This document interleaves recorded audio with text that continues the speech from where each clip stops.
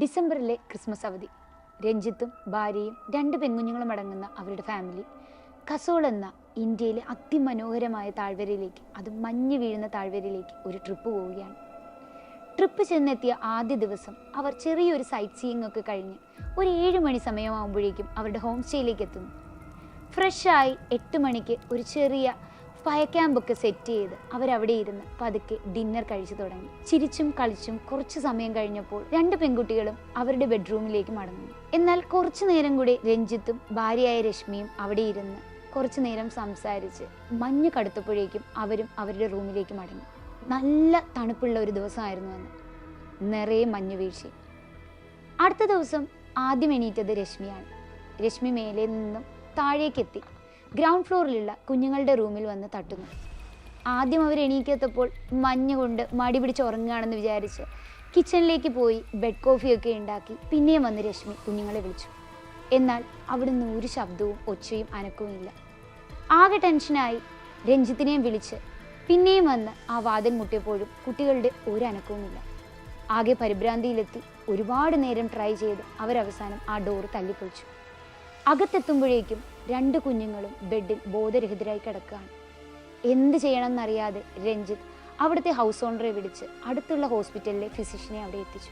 Physician വന്ന് check ചെയ്തപ്പോഴേക്കും 2 കുട്ടികളും മരണപ്പെട്ടിരിക്കുന്നു. ആരാണ് ഈ അടച്ചിട്ട മുറിയിലെ കൊലപാതകം? നമുക്കൊന്ന് നോക്കിയാലോ. അപ്പോൾ നമുക്ക് ഈ 2 കുട്ടികൾ കിടന്നിരുന്ന ആ അടച്ചിട്ട മുറിയിലേക്കൊന്ന് പ്രവേശിക്കാം. ആദ്യത്തെ തന്നെ കാര്യം, അവിടെ വെന്റിലേഷൻ ഒന്നും തന്നെയില്ല. ആൻഡ് ഇതൊരു മഞ്ഞ് വീഴുന്ന ദിവസമായിരുന്നതുകൊണ്ട് കുട്ടികൾ ഹീറ്റർ യൂസ് ചെയ്തുകൊണ്ടാണ് ആ റൂമിൽ കിടന്നുറങ്ങിയിരുന്നത്. നമുക്കറിയാം, ഹീറ്റർ പ്രവർത്തിക്കുമ്പോൾ അവിടെ ഉണ്ടാകുന്ന വൺ ഓഫ് ഹാംഫുൾ ഗ്യാസ് ആണ് കാർബൺ മോണോക്സൈഡ്. ആൻഡ് സാധാരണയായി ഈ കാർബൺ മോണോക്സൈഡിന് പുറത്തേക്ക് പോകുന്നതിന് വേണ്ടി ഒരു എക്സോസ് പൈപ്പ് പുറത്തേക്ക് ഘടിപ്പിച്ചിരിക്കും. മഞ്ഞ് വീഴുന്ന ആ ദിവസം ഈ എക്സോസ് പൈപ്പുകൾ മഞ്ഞുകൊണ്ട് മൂടപ്പെട്ടു. അപ്പോൾ എന്ത് സംഭവിക്കും? നോർമലി കാർബൺ മോണോക്സൈഡ് റൂമിലേക്ക് ഹീറ്റർ വഴി പ്രവേശിക്കും. കാർബൺ മോണോക്സൈഡിന്റെ അളവ് ഈ റൂമിൽ അധികമാകുമ്പോൾ കുട്ടികൾ ശ്വസിക്കുന്ന കാർബൺ മോണോക്സൈഡ് നമ്മുടെ ബോഡിയിലെ ഹീമോഗ്ലോബിനുമായി കമ്പൈൻ ചെയ്ത് കാർബോക്സി ഹീമോഗ്ലോബിൻ എന്ന കോമ്പൗണ്ട് ഉണ്ടാവും. ഇവിടെ ഓക്സിജനേക്കാൾ ഹൈ അഫിനിറ്റി കാർബൺ മോണോക്സൈഡിനാണ്. Around 200 to 300 times more affinity to carbon monoxide than oxygen for hemoglobin molecule. So നമുക്കിവിടെ ഉണ്ടാവുന്ന കാർബോക്സി ഹീമോഗ്ലോബിൻ എന്ന് പറയുന്ന മോളിക്യൂൾ ഓക്സിജനെ ടിഷ്യൂവിൽ നിന്ന് റീപ്ലേസ് ചെയ്യുന്നു. അങ്ങനെ ടിഷ്യൂവിന് ഹൈപ്പോക്സിയ എന്ന സിറ്റുവേഷനിലേക്ക് എത്തുന്നു.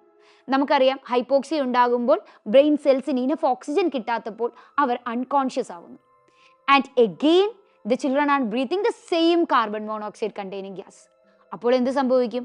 More carbon monoxide entering the body, അത് മോർ ഓക്സിജനെ റീപ്ലേസ് ചെയ്ത് ഹീമോഗ്ലോബിനുമായി ബൈൻഡ് ചെയ്ത് കാർബോക്സി ഹീമോഗ്ലോബിൻ മോർ ഫോം ചെയ്യുന്നു.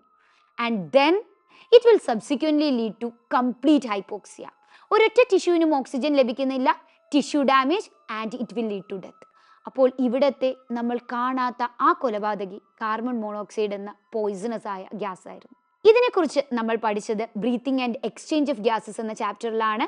And this is about the affinity of gases to haemoglobin.